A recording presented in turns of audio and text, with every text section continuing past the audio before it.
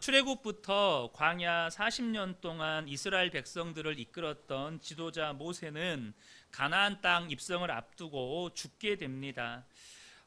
모세가 이전에 자신이 가나안 땅에 들어가지 못하고 죽게 될 것을 예고했었기 때문에 다들 알고는 있었지만 40년 동안이나 믿고 따랐던 지도자의 죽음은 여호수아나 이스라엘 백성들에게나 너무나도 큰 상실감과 더불어서 이제 가나안 정복 전쟁을 해야 되는 상황 가운데에 큰 두려움을 가져다 주었습니다. 여호수아는 이제 모세를 이어서 지도자가 되어서 이스라엘 백성들을 이끌고 가나안 땅에 들어가 이 가나안 정복 전쟁을 수행해야 하는 막중한 임무까지 맡게 되었죠. 여러분, 이 작은 교회의 목사로 섬기는 것도 때로는 참 부담이 될 때가 있습니다. 그런데 여러분, 200만 명이나 되는 사람들의 지도자가 돼서 그것도 한 번도 밟아보지도 못한, 그것도 이방 족속들이 이미 차지하고 있는 그 땅에 들어가서 정복 전쟁을 수행해야 된다. 얼마나 부담스럽고 마음 가운데 두려움이 있겠습니까? 바로 그때 하나님께서 여호수아에게 나타나신 것입니다.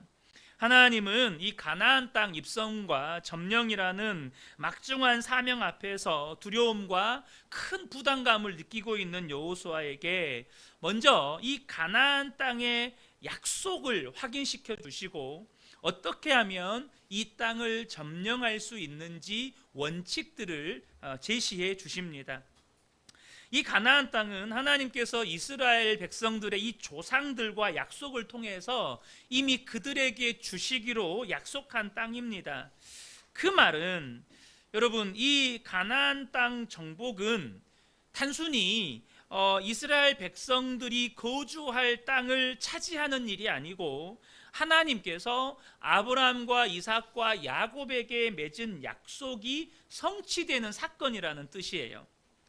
또한 이 가나안 땅이 하나님의 약속으로 이스라엘 백성들에게 이미 주어진 땅이지만 이미 그 땅은 이방 족속들이 차지하고 있는 땅이에요. 다시 말하면 그 땅은 하나님의 약속으로 그들에게 주어졌다고 해서 아무것도 하지 않고 있으면 자연스럽게 주어지는 땅이 아니고 반드시 믿음으로 취해야만 하는 땅이라는 뜻입니다.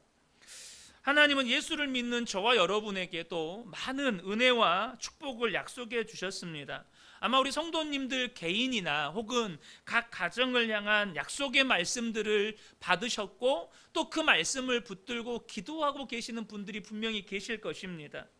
저 또한 대학 시절 때 창세기 12장에서 아브라함에게 주셨던 그 약속의 말씀, 또 사도행전 16장에서 빌립보 감옥의 간수장에게 하나님께서 바울을 통해서 가족 구원을 향해 주신 그 약속의 말씀, 또 제가 첫 사역지로 이동할 때 하나님이 저에게 주셨던 잠언 4장의 약속의 말씀, 제 인생의 중요한 순간순간마다 하나님은 저에게 약속의 말씀들을 주셨습니다. 그런데 여러분, 저와 여러분이 분명히 아셔야 돼요. 약속의 말씀을 받았다고 해서 그 약속이 저절로 이루어진다고 생각을 하면 큰 오산이라는 것입니다. 하나님이 우리에게 약속으로 주신 은혜와 축복은 하나님의 언약 백성으로서 반드시 믿음으로 취해야 하는 거예요. 히브리서 11장 6절을 보면 믿음이 없이는 하나님을 기쁘시게 하지 못하나니 하나님께 나아가는 자는 반드시 그가 계신 것과 또한 그가 자기를 찾는 자들에게 상 주시는 이심을 믿어야 할지니라. 여러분, 하나님께 나아갈 때, 우리가 하나님이 주신 약속의 말씀을 향해 나아갈 때 우리에게 반드시 필요한 게 반드시 믿어야 된다는 거예요. 믿음이 없으면 아무리 하나님이 약속을 주시고 축복을 약속하셨어도 그것은 저절로 내 것이 아니라는 것입니다. 여기서 또 하나 중요한 것은 믿음은 반드시 행함으로 증명되어야 한다는 거예요. 이스라엘은 그 하나님의 언약 백성이라는 자격으로 그 땅을 유업으로 받은 것입니다. 그런데 유업으로 받은 이 땅을 믿음으로 취한다는 말은요, 언약 백성으로서 하나님과 맺은 언약을 충실하게 이행한다는 뜻이에요. 하나님과 맺은 언약을, 약속의 당사자로서 나도 그 언약을 충실하게 이행할 때 그것이 내게 주어지는 거예요. 그것이 오늘 본문의 말씀의 주요 골자입니다. 우리는 이 여호수아 말씀을 나누기에 앞서서 모세의 죽음에 관해서 먼저 생각해 볼 필요가 있습니다. 가나안 땅 입성을 앞두고 늘 하나님과 대면하여서 하나님의 뜻을 이스라엘 백성들에게 전하며 그들을 이끌었던 모세가 죽었습니다. 더 정확하게는 하나님께서 모세를 죽게 하신 거예요. 신명기 34장 4절과 5절을 보면 여호와께서 그에게 이르시되 이는 내가 아브람과 이삭과 야곱에게 맹세하여 그의 후손에게 주리라 한 땅이라. 내가 내 눈으로 보게 하였거니와 너는 그리로 건너가지 못하리라 하시매 이에 여호와의 종 모세가 여호와의 말씀대로 모압 땅에서 죽었다라고 말씀합니다. 그러니까 그가 갑자기 병사를 하거나 급사를 한 게 아니고 하나님의 말씀대로 죽었다는 거예요. 그러니까 모세가 죽은 장면을 보면 건강상의 이유나 혹은 다른 이유를 통해서 죽은 게 아니라는 사실을 알게 됩니다. 신명기 34장 7절을 보면 모세가 죽을 때에 나이 120세였으나 그의 눈이 흐리지 아니하였고 기력이 쇠하지 아니하였더라. 그러니까 120이면 엄청 오래 산 거죠. 그래서 그의 기력이 다해서 죽은 게 아니라는 거예요. 그러면 하나님은 왜 모세를 아직 정정한데, 아직도 눈도 총명하고 기력도 쇠하지 않았는데 왜 죽게 하셨느냐는 거예요. 사건이 하나 있습니다. 모세가 신광야에서 백성들이 물이 없다고 모세를 대적할 때 모세가 화가 났어요. 맨 원망하고 불평하는 이스라엘 백성들을 보면서 화가 났어요. 그래서 하나님께서 반석을 한 번 쳐서 물을 내라고 말씀하셨는데 너무 화가 나니까 반석을 그냥 2번 세게 내리치고 물을 나게 한 적이 있죠. 그때 하나님께서 모세에게 하나님의 의로움, 하나님의 거룩함을 나타내지 않았다는 이유로 모세는 가나안 땅에 들어가지 못하게 하실 것이라고 말씀을 하셨습니다. 그런데 여러분, 이것은 표면적인 이유예요. 정말로 중요한 근본적인 이유가 있습니다. 그게 뭐냐면 이스라엘 백성들은 40년 동안 모세를 통해서 하나님의 말씀을 들었고 모세를 통해서 역사하시는 하나님의 놀라운 기사와 표적을 경험했습니다. 그래서 그들에게 있어서 모세는요, 눈에 보이는 하나님이었어요. 그 말은 무슨 말이냐면 그들은 눈에 보이지 않는 하나님보다 눈에 보이는 모세를 더 의지하며 살았다는 것입니다. 그것은 이스라엘 백성들뿐만 아니고 모세의 뒤를 이을 후계자였던 여호수아도 마찬가지였다는 것이죠. 그런데 이제 그들은 약속의 땅 가나안을 앞두고 있습니다. 그들은 약속의 땅으로 들어가서 가나안 땅을 정복하고 또 나아가서 그 땅에서 하나님의 나라 백성으로 살아야 돼요. 그러려면 눈에 보이는 모세나 혹은 어떤 지도자가 아니라 오직 하나님만을 의지하면서 살아야 합니다. 그런데 모세가 살아있으면, 눈에 보이는 하나님처럼 여겼던 모세가 살아있으면 오히려 그것이 백성들에게 신앙의 장애물이 되는 거예요. 그래서 하나님은 모세를 데려가셔야만 했던 것입니다. 앞서 이 가나안은 하나님께서 그들의 조상 아브라함과 이삭과 야곱에게 이 야곱을 통해서 이미 약속으로 주신 축복의 땅이지만 가만히 있는다고 차지하게 되는 땅이 아니고 반드시 믿음으로 취해야 된다고 말씀을 드렸습니다. 도대체 어떤 믿음이죠?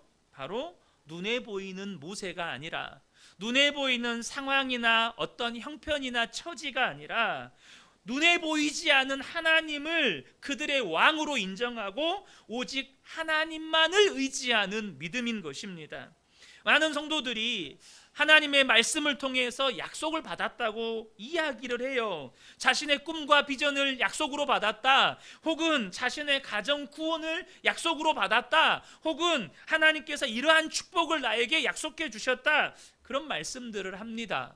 그런데 여러분, 정작 그 약속의 말씀이 내 삶에 이루어지는 것을 경험하지 못하는 경우도 참 많습니다. 무엇 때문일까요? 그때 우리가요, 반드시 점검하셔야 될 게 있어요. 무엇입니까? 나는 정말로 그 약속을 믿음으로 취하고 있느냐 하는 것입니다. 그냥 약속의 말씀을 받았다고만 하고 그냥 아무것도 하지 않고 있지는 않느냐는 거예요.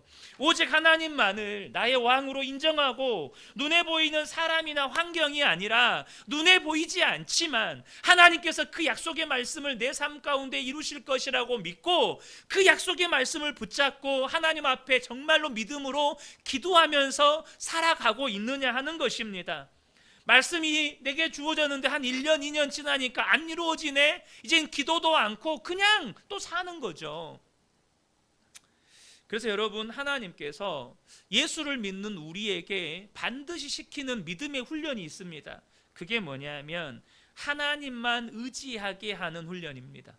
이것은 정말로 내가 예수를 믿는 사람이 맞다면 모든 성도 불문하고, 어떤 성도를 불문하고 하나님만을 의지하는 믿음의 훈련을 반드시 시키십니다.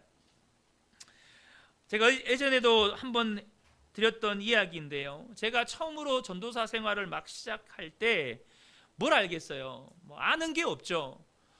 그래서 그 교회에서 형님처럼 의지했던 수석 부목사님이 계셨어요. 당시 이제 아무것도 모르니까 목사님으로부터 어떤 사역 지시가 떨어지면 항상 그 부목사님, 수석 부목사님에게 의논을 하고, 또 그분의 어떤 권면을 듣기도 하고 그분을 정말 많이 의지를 했었어요. 그러니까 자연스럽게 그 목사님하고 친해지고 막 의지를 하게 되는 거죠. 그런데 4년이 지나고 제가 이제 강도사로 사역하던 어느 날 이 목사님이 예고도 없이, 나 이번에 사임합니다, 부부교육자들하고 예고도 없이 갑자기 사임을 하신 거예요. 그리고 당시 강도사였던 제가 보통 어느 정도 목사 경력이 있는 분들이 맡았던 수석 행정을 이렇게 맡게 된 거예요.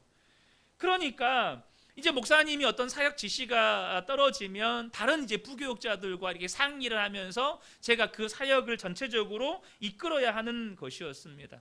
얼마나 부담이 되는지. 그런데 그 시간들이 저에게 하나님만을 의지하게 하는 믿음의 훈련의 시간이었습니다. 그런데 그것보다 더 큰 믿음의 훈련은 저에게 교회 개척이었어요. 부목사 때는요, 그래도 상의할 교육자들이라도 있고, 교육자가 없으면 또 성도들이라도 있는데, 개척을 해보니까 성도들이라고는 우리 가족밖에 없고, 그리고 모든 것을 저 홀로, 혹은 이제 아내랑 가끔씩 상의를 하기는 하지만 정말로 주님만 의지해야 되는 상황이 되는 거예요. 어디다가 교회 개척을 해야 될지, 또 안에 리모델링을 하면 어떻게 뭘 해야 될지, 모든 걸 제가 오로지 결정을 해야 되는 거죠. 그 시간들을 통해서 하나님이 저에게 훈련시키신 게 뭐냐면 하나님만을 의지하는 훈련이에요. 제가 어제 이렇게 답사를 이렇게 할 때도 우리 성도님들 앞에 고백을 했지만, 목사에게 가장 큰 축복은 하나님만 의지하는 그런 환경 가운데 있을 때 그것이 가장 큰 축복이더라고요. 근데 여러분, 이게 목사만일까요? 여러분, 이게 목사만 그럴까요? 여러분, 저와 여러분에게 하나님만 의지할 수 있는 사람이 되었다면 그것이 가장 큰 축복입니다. 비로소 내 삶 가운데 하나님이 얼마든지 나를 통해서 역사하실 수 있고, 하나님께서 나에게 약속하셨던 그 축복들이 내 삶의 실제가 되는 은혜를 경험하기 시작하기 때문에 그렇습니다.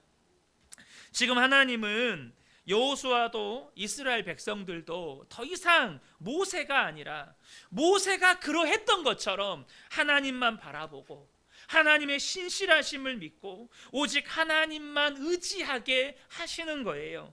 그것이 약속의 땅 가나안을 정복해서 차지할 수 있는 유일한 방법이고, 나아가 가나안 땅에 들어가서도 하나님의 나라를 이룰 수 있는 유일한 방법이기 때문에 그렇습니다. 여러분 가정 안에 하나님 주신 약속의 말씀들이 있습니다. 여러분 창세기 12장의 말씀은 아브라함 개인에게 주신 말씀이기도 하지만 예수를 믿는 모든 믿음의 가정을 향해서 주신 하나님의 약속의 말씀이라고 저는 믿습니다.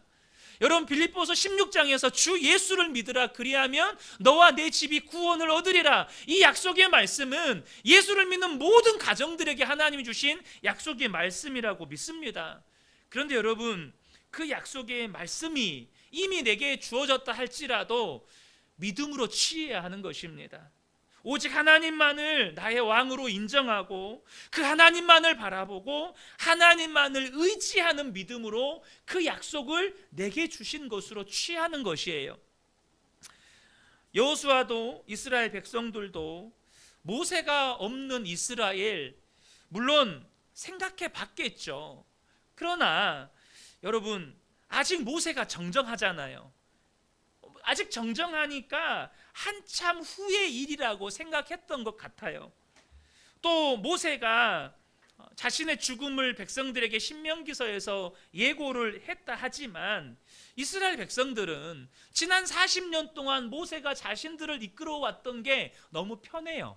그러지 않겠습니까? 그 40년 동안 익숙했던 지도자가 가나안 땅에 들어가서도 우리를 인도하고 우리를 지도해서 그 정복 전쟁을 정말로 이렇게 수행하는 것이 훨씬 더 익숙하고 편하고 좋다고 생각했을 거예요. 그러나 하나님의 생각은 달랐어요. 모세가 아니었다는 것입니다. 만약 그렇게 되면 이스라엘 백성들은 하나님이 아니라 모세를 더 우상화할 수 있었기 때문이죠. 그래서 하나님은 모세를 가나안 동편에서 죽게 하셨고 심지어 그의 시신도 수습하지 못하게 하셨고 그가 매장된 곳조차도 어디인지 모르게 하십니다. 이처럼요 우리가 인생을 살아가다 보면 내 생각과 하나님의 생각이 다를 때가 정말 많습니다. 내 계획과 하나님의 계획이 다르거나 내가 원하는 것과 하나님이 원하시는 것이 충돌할 때가 정말 많아요. 그런데 여러분 그때요 내가 어떻게 반응하고 내가 무엇을 선택하느냐가 나의 신앙의 수준이 됩니다. 여러분 지금까지 살아오시면서 내 생각대로 나의 인생이 되어져 온 적이 얼마나 있습니까? 내 계획대로 내가 원하는 대로 나의 인생이 되어진 적이 얼마나 있던가요? 여러분 저는요 이 효천지구에 올 거라는 생각을 한 번도 해본 적이 없거든요. 교회 개척도 생각을 해본 적이 없어요. 근데 하나님은 내 생각대로 저의 삶을 이끌지 않으셨습니다. 사도 바울이 2차 전도 여행을 할 때요 1차 전도 여행과 동일하게 아시아에 가서 복음을 전하기를 원했습니다. 그렇게 계획한 이유는 뭐냐면 1차 전도 여행 때 엄청난 은혜의 역사가 이 아시아 지방에서 있었기 때문이에요. 그러니까 여러분 우리가 뭘 볼 수 있죠? 아무리 믿음 좋은 사람도요 자신의 경험을 의존하는 경향이 있어요. 내 믿음이 아무리 좋아도요 내가 이전에 경험했던 그런 믿음의 역사들이 있잖아요. 그러니까 내 경험을 의존하는 경향이 아무리 사도 바울 같은 사람에게도 있다는 거예요. 그런데 자꾸 앞길이 막히는 거예요. 처음에는 사도 바울도 그것이 하나님이 막으시는 것임을 몰랐어요. 그래서 계속해서 아시아로 가려고 힘을 썼는데 그러던 중에 바울이 밤에 환상을 하나 보게 됩니다. 사도행전 16장 9절과 10절입니다. 밤에 환상이 바울에게 보이니 마게도냐 사람이 하나가 서서 그에게 청하여 이르되 마게도냐로 건너와서 우리를 도우라 하거늘 바울이 그 환상을 보았을 때 우리가 곧 마게도냐로 떠나기를 힘쓰니 이는 하나님이 저 사람에게 복음을 전하라고 우리를 부르신 줄로 인정함이로라. 여러분 바울은요 자신의 계획과 하나님의 계획이 다르다는 것을 확인하자마자 그 순간에 자신의 계획을 포기하고 하나님의 계획을 따릅니다. 여러분, 이것이 성숙한 신앙인 참된 그리스도인의 모습입니다. 내 계획과 하나님의 계획이 다르다는 것을 모를 때가 있어요. 모를 때는 어쩔 수 없죠. 그런데 내 계획과 하나님의 계획이 다르다는 게 확인이 됐어요. 그럼 그 순간 그 즉시 내 계획을 내려놓는 거예요. 내 생각을 포기하는 거예요. 이것이 신앙의 성숙함의 척도 중에 하나라는 것입니다. 많은 성도들이 왜 갈등합니까? 갈등은 다른 게 아니에요. 내가 원하는 것과 하나님이 원하시는 것이 다르니까 갈등이 일어나는 거예요. 내 계획과 하나님의 계획이 다르니까 갈등이 일어나는 거예요. 근데 계속해서 갈등이에요. 그럼 뭘 말하는 거죠? 내 계획을 못 내려놨다는 뜻이에요. 여전히 우리 가정에 갈등이 있다. 여전히 직장에서 갈등이 있다. 여전히 내 속에서 믿음의 갈등이 있다. 뭔 말이에요? 나는 포기 못 하겠다는 거예요. 나는 그래도 이것만큼은 포기 안 된다는 거예요. 사랑하는 성도 여러분, 내 계획보다 하나님의 계획이 크십니다. 내가 원하는 것과 하나님이 원하시는 것은 비교할 수 없을 만큼 위대합니다. 그러므로 저와 여러분이 내 계획과 하나님의 계획이 충돌할 때, 그래, 하나님이 내 계획보다 훨씬 위대한 계획을 가지고 계시지. 하나님, 지금 당장 내 믿음의 수준으로는 내려놓는 게 너무 힘들지만 하나님 내려놓을 수 있도록 도와주세요. 그리고 하나님의 계획의 위대함을 보게 해주세요. 이렇게 기도할 수 있는 저와 여러분 되시기를 축복합니다. 이제 이스라엘 백성들이 그렇게 의지하고 따랐던 모세가 더 이상 현실에 없습니다.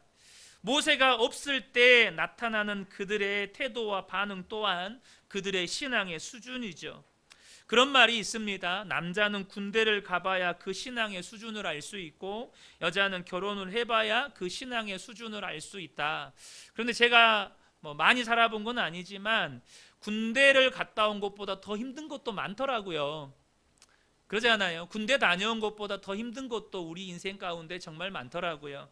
그런데 어느 정도 이것이 맞는 말인 것이 누군가의 신앙의 수준은 그 사람이 의지할 것이 아무것도 없을 때, 정말로 인생의 밑바닥을 경험할 때 드러난다는 거예요. 아무것도 의지할 것이 없는 여호수아에게 이제 하나님이 뭐라고 말씀하시죠? 6절과 7절을 보겠습니다.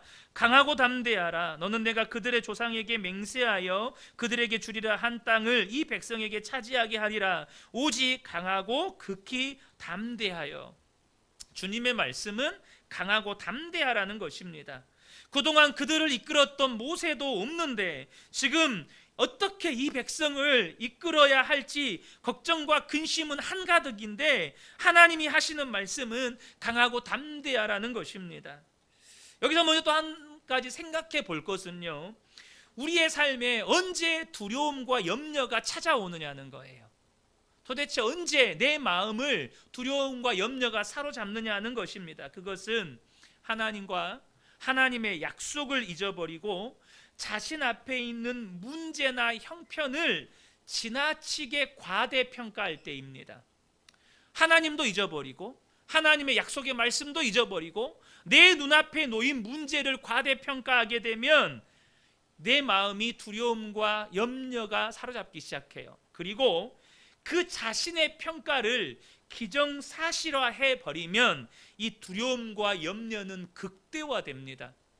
그래서 주변에서 아무리 조언하고 격려하고 심지어 현재 그가 처해 있는 진실과 하나님의 약속의 말씀을 말해줘도 안 들려요. 여러분, 이게 두려운 겁니다. 이게 무서운 거예요. 두려움과 염려가 내 마음을 완전히 사로잡아서 이게 극대화되잖아요. 팩트를 말해줘요. 그가 처해 있는 사실, 현재 있는 모습 그대로를 말해주고 또한 하나님의 약속을 말해줘도 이게 안 들린다는 거예요. 민수기 13장 32절 33절에 이스라엘 자손 앞에서 그 정탐한 땅을 악평하여 이르되 우리가 두루다니며 정탐한 땅은 그 거주민을 삼키는 땅이요 거기서 본 모든 백성은 신장이 장대한 자들이며 거기서 네피림 후손인 아낙 자손의 거인들을 보았나니 우리가 스스로 보기에도 메뚜기 같으니 그들이 보기에도 그와 같았을 것이니라. 여러분, 아낙 자손이 기골이 장대한 거인인 것은 사실입니다. 분명히 아낙 자손이 강하죠. 그러나 여러분, 하나님은 더 강하십니다. 무엇보다 그들 스스로를 메뚜기 같다라고 한 것은 10명의 정탐꾼의 평가지 하나님의 평가가 아니라는 거예요. 그런데 그들의 평가 때문에 이스라엘 백성들이 두려움과 염려에 사로잡히기 시작해요. 이 두려움과 염려가 그들의 마음 가운데 기정사실화돼 버린 거예요. 우리는 메뚜기 같다. 그때 여호수아와 갈렙이 나서요. 민수기 14장 9절에 다만 여호와를 거역하지 말라. 또 그 땅 백성을 두려워하지 말라. 그들은 우리의 먹이라. 그들의 보호자는 그들에게서 떠났고 여호와는 우리와 함께 하시느니라. 그들을 두려워하지 말라. 여러분, 이것은 진실입니다. 이건 사실이에요. 그들의 보호자는, 그들을 지키던 이방신들, 우상들은 다 떠났어요. 하나님은 우리와 함께 계셔요. 그들은 우리의 먹이에요. 왜요? 하나님이 함께 계시니까. 그들의 신들이 그들에게서 떠난 것도 사실이고 하나님이 우리와 함께 하시는 것도 사실이고 하나님이 우리와 함께 하시면 그들이 우리의 먹이가 된다는 것도 사실이에요. 근데 문제가 뭐죠? 두려움과 염려가 그들이 내린 판단 때문에 두려움과 염려가 극대화돼 버리니까 이스라엘 백성들이 여호수아와 갈렙이 진실과 하나님의 약속의 말씀을 말해줘도 안 들리는 거예요. 안 들리는 거예요. 여러분, 이게 우리의 신앙에 있어서 가장 우리가 경계해야 할 상태입니다. 두려움이 사로잡든 근심 염려가 사로잡든 분노가 내 마음을 사로잡든 하나님의 말씀이 귀에 안 들리는 정도가 돼버리면 소망이 없어요. 하나님도 어떻게 할 수가 없어요. 그러니까 이스라엘 백성들의 선택이 뭡니까? 들고 일어나서 모세와 아론을 돌로 쳐서 죽이려고 했던 거예요. 극단적인 행동이 나오는 겁니다. 그로 인해서 그들은 40년 광야 생활을 해야 했어요. 이 일을 40년 전에 겪었습니다. 지금 하나님은 여호수아에게 그 과오를 범하지 말라는 거예요. 또다시 두려움과 염려에 사로잡혀서 그 40년 광야 생활을 해야 했던 그때의 과오를 범하지 말라는 거예요. 그래서 하나님 하신 말씀이 강하고 담대하라는 거예요. 사랑하는 성도 여러분, 강하고 담대하시기를 축복합니다. 하나님이 여러분과 함께 하십니다. 여러분들을 두렵게 하는 모든 신들은 떠났습니다. 하나님이 나와 함께 하세요. 그러면 도대체 이런 상황에서 어떻게 강하고 담대할 수 있습니까? 저와 여러분이 분명하게 알아야 될 건 뭐냐면 이런 상황에서도 강하고 담대해질 수 있기 때문에 하나님은 우리에게 강하고 담대하라고 말씀하신다는 사실입니다. 이스라엘 지도자 모세가 죽고 없는 상황, 그리고 가나안 땅에 입성해야 하는 상황, 나아가서 가나안 족속들과 정복 전쟁을 치러야 하는 그 상황 가운데에서 전능하신 하나님을 대입시키실 때, 전능하신 하나님을 절대화시킬 때 우리는 강하고 담대할 수 있는 거예요. 그들은 이미 광야에서 아말렉 족속과의 전쟁에서 놀라운 승리를 한번 경험했었어요. 400년 동안 노예로만 살아왔던 그들을 공격해온 이 아말렉 족속을 향해서 하나님 뭐라고 말씀하셨어요? 나가 싸우라는 거예요. 무기가 있습니까? 전쟁을 치러봤습니까? 싸울 줄을 압니까? 모세는 아론과 훌 데리고 산 위에 올라가서 기도하고 여호수아는 백성들 이끌고 나가 싸우라는 거예요. 근데 모세의 기도의 손이 들려 있을 때 한 번도 싸워본 적이 없는 이 이스라엘 백성들이 아말렉 족속을 쳐서 이기는 거예요. 그들은 하나님을 의지했을 때, 전능하신 하나님을 대입했을 때 그 놀라운 승리를 경험했던 것을 경험했습니다. 하나님을 대입하면 홍해가 갈라졌고, 하나님을 대입하면 하늘에서 만나와 메추라기가 내렸고, 하나님을 대입하면 반석에서 물이 터져 나왔고, 하나님을 대입하면 전쟁에서 승리했던 것을 경험했던 거예요. 그것이 강하고 담대할 수 있는 비결입니다. 그런데 여러분, 하나님을 대입하라는 말이 무슨 뜻이죠?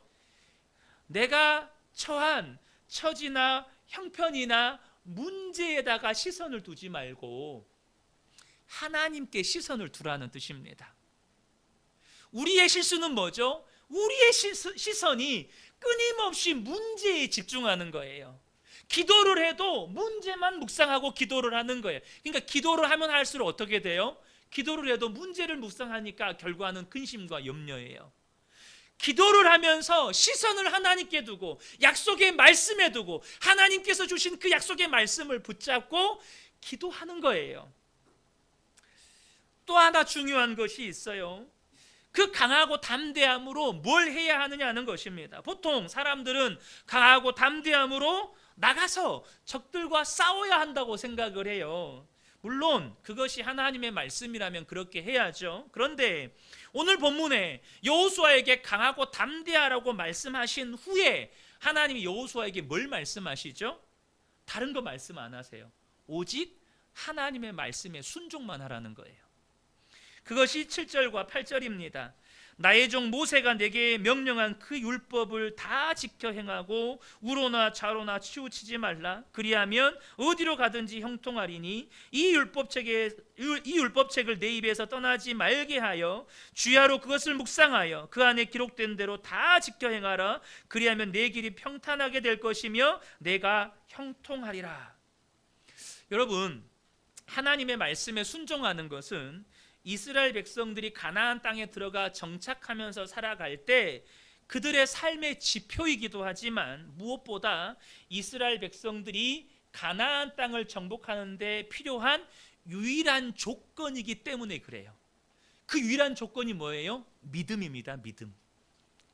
그들은 가나안 정복을 할 때 오직 믿음으로만 해야 돼요. 그런데 그 믿음의 방법이 뭡니까? 바로 하나님의 말씀에 순종하는 것입니다.